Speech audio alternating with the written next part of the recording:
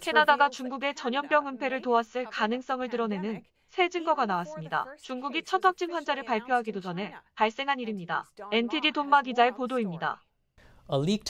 전염병 확산의 결정적인 초기 단계, 캐나다가 중국 공산당의 은폐를 도왔을 수 있다는 내용의 내부 문서가 유출됐습니다. 캐나다 관료들이 사전에 전염병 사태를 막을 수 있었던 정보를 공개하지 않은 겁니다. 캐나다 언론사 레벨 뉴스가 입수한 군 내부 문서에 따른 내용입니다. 내부 문서에 따르면 캐나다 정부는 중공 바이러스의 존재를 2019년 10월에 인지했을 가능성이 있습니다. 중국에서 확진 사례를 발표하기 몇 달 전이자 첫 확진 환자가 나오기 몇 주 전입니다. 이는 중국 정권이 주장하는 전염병 확산의 타임라인을 뒤엎는 정보인데요. 저스틴 트리도 캐나다 총리는 해당 정보를 공개하지 않았습니다. 유출된 문서가 작성된 시기는 2020년 1월. 캐나다 국방장관 고문이 작성했습니다. 문서 제목은 우한 군인체육대회 기간 바이러스의 노출입니다. 중국 우한을 여행한 캐나다 군인의 바이러스 감염 우려가 중점 내용입니다. 군인들은 세계군 인체육대회의 참석자였습니다.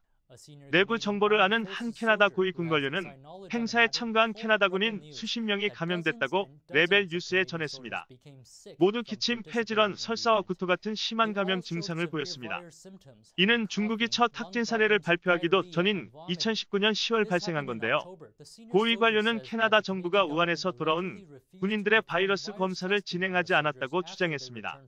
이유는 중국 공산당을 자극하고 싶지 않았기 때문이라고 레벨 뉴스는 전했습니다. 검진 결과가 양성으로 나타나면 중국 공산당이 바이러스 출현 시기와 사람 간 전염 위험성에 대해 거짓말을 한 것이 드러납니다. 세계군 인체육대회에 참가한 프랑스 군인들도 병에 걸렸다는 뉴욕 포스트의 보도도 있었습니다. 트리도 정부가 정보를 공개하지 않은 이유는 확실하지 않습니다.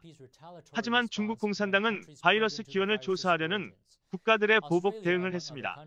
지속해서 바이러스 기원 조사를 촉구한 호주에 중국은 호주산 물품 수입 제재를 비롯한 강력한 보복 조치를 단행했습니다. 캐나다 당국이 화웨이 CFO 멍완저우를 체포했을 때도 중국 공산당은 캐나다 시민 2명을 체포하며 보복한 바 있습니다. 지금까지 NTD 뉴스였습니다. The Epoch Times is a fearlessly independent news media that publishes in 35 countries and 21 languages.